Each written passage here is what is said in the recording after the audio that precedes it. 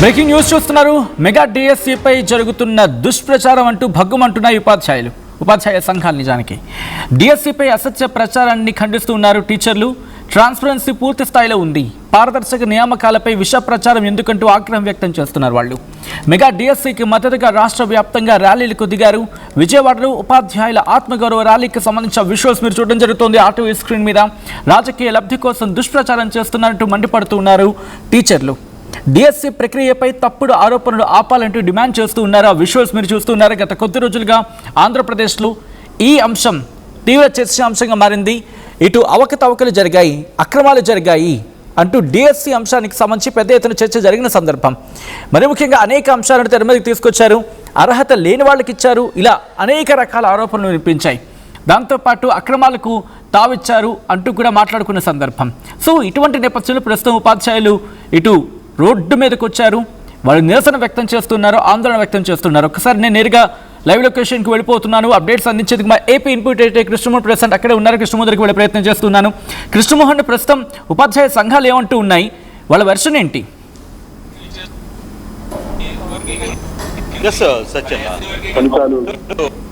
ఫలితాలు వెలువడిన తర్వాత స్థాయిలో వాళ్ళందరూ కుటుంబాలకు ప్రభుత్వం వాళ్ళందరికీ పెట్టిన తర్వాత ఏదైతే వైసీపీ ఇప్పుడు దేశీయులు అక్రమాలు జరిగాయంటూ కొత్తగా ఒక 3 నెలల నుంచి జరుగుతున్న ఒక్కసారిగా ఏపీలో అసెస్మెంట్ ఉద్యోగాలు జాయిన్ అయిన టీచర్లు అందరూ కూడా ఇక్కడికి చేరుకుంటున్న పరిస్థితి. అందరూ కూడా ఒకటే క్లియర్ గా చెప్పే ప్రయత్నిస్తున్నారు. వాళ్ళు చెప్తున్నారు, మాకు ఎటువంటి నష్టాలు జరగలేదు, ముఖ్యమంత్రికి థ్యాంక్స్ చెప్తున్నాం.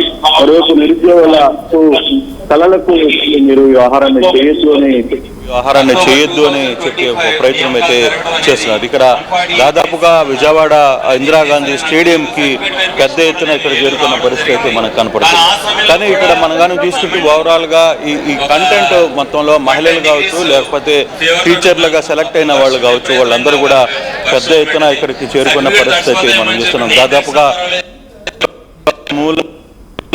ఒక్కరు కూడా వచ్చిన నేపథ్యం ఉంది. చేతిలో ఫ్లెక్స్లు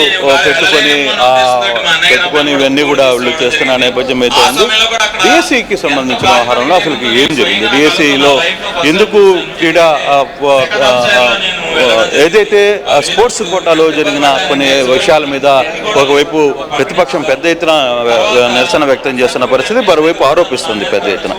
ఇక్కడ జరిగింది వ్యవహారంలో నిజంగానే అటువంటి పరిస్థితులు ఉన్న కొంతమంది సెలెక్ట్ అయ్యే ప్రయత్నం అయితే చేద్దాం.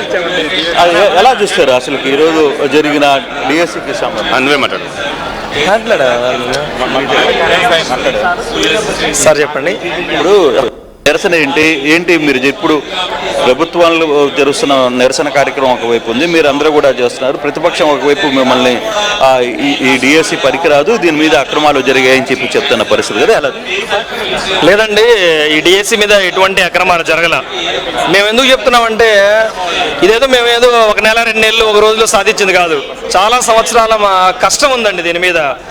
మరి 2018 నుంచి 2020 దాకా దాదాపుగా 7 సంవత్సరాలు ఎంతో నిరీక్షించాం.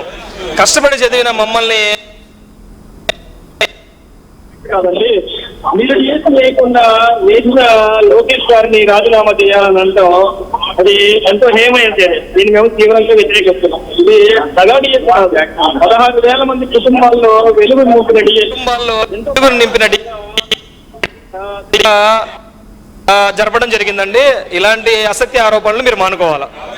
అంటే ఇప్పుడు మీరు రోడ్ల మీద కూడా ఎక్కుతున్నారు, రోడ్ల మీదకి వస్తున్నారు, ర్యాలీలు జరుపుతున్నారు, నిరసన జరుపుతున్నారు. ఎక్కడైనా కొంత ఇబ్బంది జరగబోతుంది అని ఒక భయం ఏమన్నా మీకు కనబడుతుందా? మాకు అలాంటి భయాలు ఏం లేవండి. ఎందుకంటే మేము ఎటువంటి అవకతవకలు చేసి రాలా. కష్టపడి చదివాం, కష్టపడే. ఇప్పుడు మీరు ఇలా అంటున్నారు, మీ ప్రభుత్వంలో ఉన్నప్పుడు కూడా మేము టెట్ ఎగ్జామ్ రాసాం. ఆ టెట్ ఎగ్జామ్లో కూడా నాకు 116 మార్కులు వచ్చినాయి. మరి మీరు రాసిన దాంట్లో 116 ఎలా వచ్చినాయి? నాకు ఏదైనా అవకతవకలు జరిగి సర్టిఫికేషన్ లేకుండా వస్తే అప్పుడు ఎలా వచ్చేవి? దాన్ని మేము వ్యతిరేకిస్తున్నామండి. మాకెటువంటి భయం అనేది ఏదీ లేదండి. కష్టపడి చదివి వచ్చాం, అంతేగాని మేమేమో లాబింగ్ చేసి రాలా. ఇప్పుడు యాక్చువల్గా నిరసనకు లేకపోతే వరుసగా మొన్న కర్నూలులో చేశారు, ఈరోజు విజయవాడలో జరుగుతోంది. ఎందుకు మీరు ఏం చెప్పబోతున్నారు? అంటే ప్రతిపక్షానికి చెప్పబోతున్నారా, లేదు ఇది పారదర్శకంగా జరిగింది మమ్మల్ని అనవసరంగా బదనాం చేయొద్దు అని చెప్పబోతున్నారు? సార్ నేను ఒక 8 ఎగ్జామ్స్ అటెండ్ అయ్యానండి. డిఎస్సి 8 రాశాను.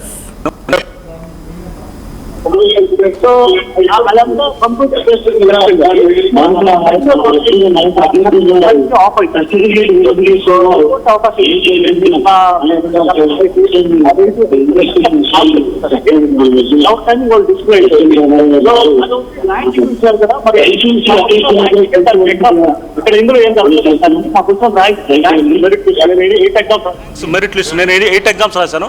వాటన్నిటి ర్యాంక్సే దానికి ఎగ్జాంపుల్ అండి, అక్కడేం జరగలేదంటానికి. సో దయచేసి మేము అడిగేది ఏంటంటే, మాలో ఎవరు ఇన్ఎఫిషియెంట్ క్యాండిడేట్ ఉన్నారో ప్రూవ్ చేయగలుగుతారా ఆరోపణలు చేసేవారు, లేదా మాకంటే బెటర్ టీచర్స్ ఎవరో ప్రూవ్ చేయగలుగుతారు అనేది ఇంకో ఛాలెంజ్ అండి నాలాంటి అభ్యర్థుల నుంచి. ఎందుకంటే అయిపోయింది సార్, 23 ఇయర్స్ తర్వాత నేను సెలెక్ట్ అయ్యాను సార్. అంతకుముందు కూడా ర్యాంక్ 8 ర్యాంక్ 3 అలా వచ్చినాయి సార్ 12 నుంచి. సో మేము ఇంటర్నేషనల్ స్కూల్స్లో వర్క్ చేసామండి, చాలా స్కూల్స్లో. So through out south India work చేశాను సార్, ఆల్ ఓవర్. చూసి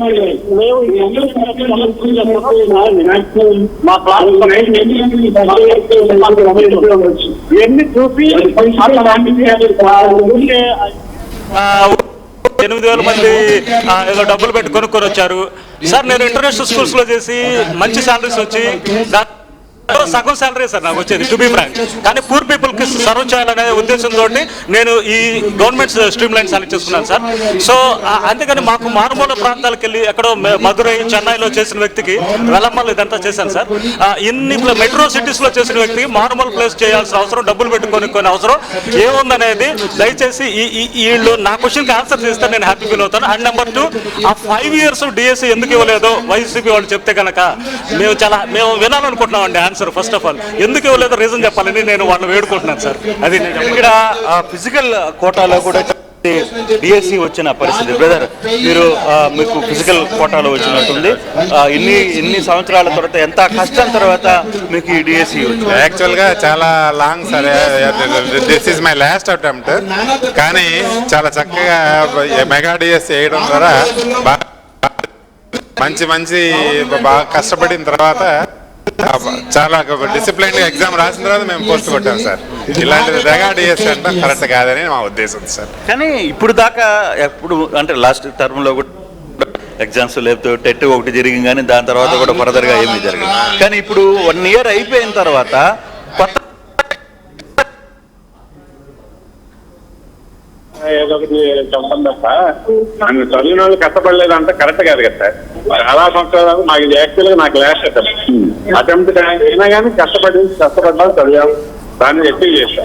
ఆ అచీవ్ చేయడంలో అది జగాది చేస్తాం కరెక్ట్ కాదు సార్. ఏమనుకుంటున్నారు ఇప్పుడు మీరందరూ కూడా ఉద్యోగాలు పొంది ఈ రోజు మేము నీట్ గా నిజాయితీగా ఉద్యోగాలు సంపాదించామని చెప్పి మీరు రోడ్ల మీదకి రావాల్సిన పరిస్థితి ఉంది. సో సార్ అర్థం కాని పరిస్థితి చూస్తుంటే మాకే బాధ వేస్తుంది. అహోరాత్రి కష్టపడి గత 7 సంవత్సరాల నుంచి ప్రభుత్వంలో డిఎస్సి లేదు, అయినా కానీ చంద్రబాబు నాయుడు గారు వచ్చిన తర్వాత మెగా డిఎస్సి అని చెప్పి తొలి సంతకం చేసి ఇంతమందికి ఎన్ని కేసులు వచ్చినా కానీ వాటిని పరిష్కరించి అద్భుతంగా వీళ్ళందరి కష్టాన్ని దగ్గర, మా అందరి కష్టాన్ని దగ్గర మంచి జాబ్స్ వచ్చి హ్యాపీగా సెటిల్ అవుతున్న సమయంలో ఈ విధంగా ధర్నాలు చేయడం అనేది, వైసీపీ రాజకీయ పరంగా ఇలా చేయడం అనేది మాకు అందరికీ అది సరైనటువంటి నిర్ణయం.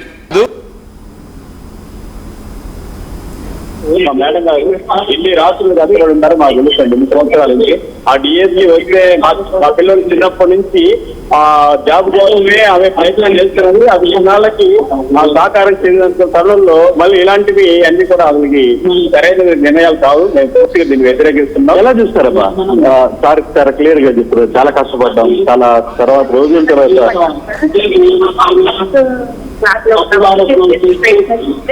మా బాబు ఇంటర్మీడియట్ అయిపోయిన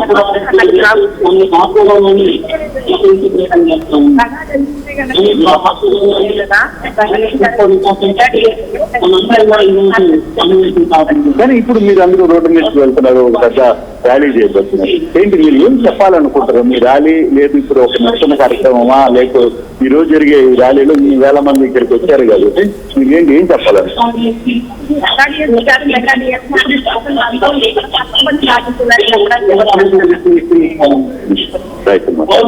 సో ఇక్కడ చాలా మంది మహిళలు కావచ్చు, లేకపోతే వీళ్ళందరూ కూడా చాలా కాలంగా చాలా రోజులుగా ఫైట్ చేస్తుంటారు. వీళ్ళందరూ ఇక్కడికి వచ్చే ప్రయత్నం అయితే చూసి మీరు మాట్లాడే ప్రయత్నం ఏమైనా చేస్తారా?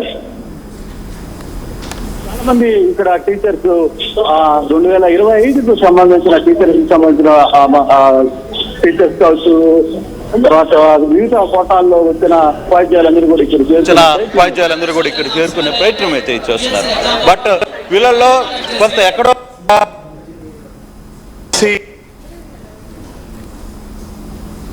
మారిన తర్వాత మేము ఏదైనా చేస్తామని ఒక భయం వీళ్ళలో కొనసాగుతుంది అనేది చాలా స్పష్టంగానే మనం చూస్తాం. అందుకే right Krishnamohan, thanks for the update. ప్రస్తుతానికి అక్కడ వాళ్ళందరూ కూడా మెగా డిఎస్సి అంశం మీద ఉపాధ్యాయ సంఘాలు భగ్గుమంటున్న ఆ సందర్భం, ఆ విజువల్స్ మీరు చూస్తూ ఉన్నారు. మెగా డిఎస్సిపై దుష్ప్రచారం జరుగుతోందంటున్నారు ఉపాధ్యాయులు. డిఎస్సిపై అసత్య ప్రచారాన్ని ఖండిస్తున్నామంటున్నారు టీచర్లు. పారదర్శక నియామకాలపై విష ప్రచారం ఎందుకంటూ ఆగ్రహం వ్యక్తం చేస్తున్నారు. మెగా డిఎస్సికి మద్దతుగా రాష్ట్ర వ్యాప్తంగా ర్యాలీలు తీయడం జరిగింది. విజయవాడలో ఉపాధ్యాయుల ఆత్మగౌరవ ర్యాలీకి సంబంధించిన విజువల్స్ మీరు చూస్తూ ఉన్నారు. రాజకీయ లబ్ధి కోసం దుష్ప్రచారం చేస్తున్నారంటూ మండిపడుతూ ఉన్నారు ఉపాధ్యాయులు. డిఎస్సి ప్రక్రియపై తప్పుడు ఆరోపణలు ఆపాలంటూ డిమాండ్ చేస్తూ ఉన్నారు.